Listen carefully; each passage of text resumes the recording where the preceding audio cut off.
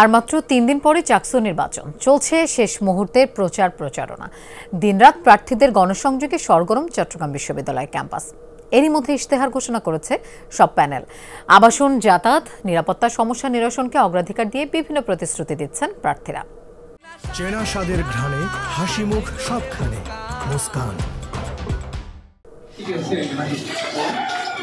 চাকসু নির্বাচন যত ঘনিয়ে আসছে ততই যেন সরব চট্টগ্রাম বিশ্ববিদ্যালয় ক্যাম্পাস। দিনরাত সমানে চলছে প্রচারণা, গণসংযোগ। সব প্যানেলের প্রার্থী এবং স্বতন্ত্র প্রার্থীরা ছুটছেন ভোটারদের কাছে। বিভিন্ন বিভাগ, অনুষদ, ছাত্রাবাস, স্টেশন চষে বেড়াচ্ছেন। শিক্ষার্থীদের যে বিগত সময়ে শিক্ষার্থীরা আবাসন, পরিবহন এবং স্বাস্থ্যসেবা সহ নিরাপত্তা জনিত যে সমস্যাগুলো ফেস করে আসছে সেগুলো সমাধান করতে চাকসু যে প্রচারণা হচ্ছে, আচরণবিধি হচ্ছে লঙ্ঘন করেছে। আমরা এই দুটি বিষয়ের উপর ভিত্তিতে আজকে আমরা অভিযোগ জমা দিয়েছি। এরই মধ্যে ইশতেহার ঘোষণা করেছে প্রায় সব প্যানেল। প্রার্থীরা এককভাবেও তাদের প্রচারণায় শিক্ষা ও গবেষণা উন্নয়ন, শিক্ষাবান্ধব ক্যাম্পাস গড়ে তোলা, মানসম্মত খাবার, আবাসন, শিক্ষার্থীদের নিরাপত্তা নিশ্চিত করার প্রতিশ্রুতি দিচ্ছেন।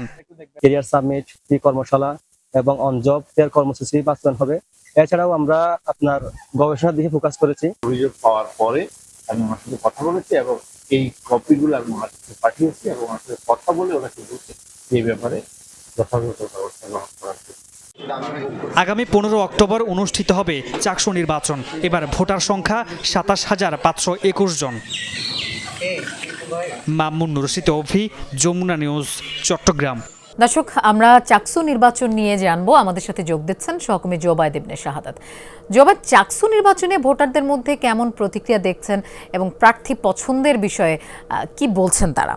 লোপা, ভোটাররা এইবার কিন্তু খুবই সচেতন। যেহেতু ৩৬ বছর পরে এই চাকসু নির্বাচনটা হচ্ছে, তারা বলছেন তারা বেছে নিতে চান এমন কাউকে যারা শুধু প্রতিশ্রুতি বা আশার ফুলঝুরি শোনাবে এমন কাউকে নাই, আসলে কাজ করবে এমন কাউকে। এবং সেটা তারা একটা তাদের ভাষ্য হচ্ছে যারা অতীতে বিভিন্ন সময় শিক্ষার্থীদের বিভিন্ন অধিকার আন্দোলনের সাথে ছিল, বিভিন্ন রকম যে সকল সংগ্রাম হয়েছে শিক্ষার্থীদের অধিকারের বিষয়ে, একসাথে থেকেছে, একসাথে কাজ করেছে, তাদেরকে তারা প্রাধান্য দিচ্ছেন এই ক্ষেত্রে।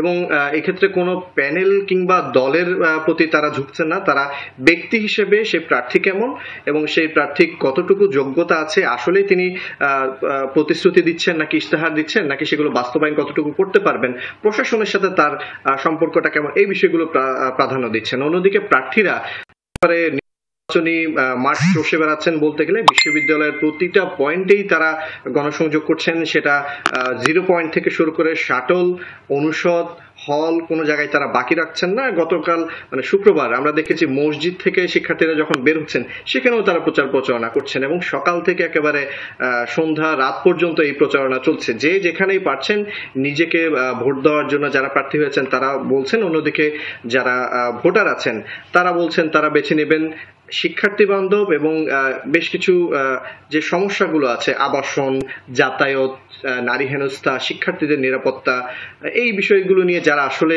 এফেক্টিভলি কাজ করতে পারবেন এমন কাউকেই তারা বেছে নেবে। এবং সেই বেছে নেওয়াটা কতটুকু হবে বা শিক্ষার্থীরা কি রায় দেন সেটা আমরা জানতে পারবো 15 তারিখ। জোবায়েদ, আপনাকে ধন্যবাদ আমাদের সাথে যোগ দেওয়ার জন্য।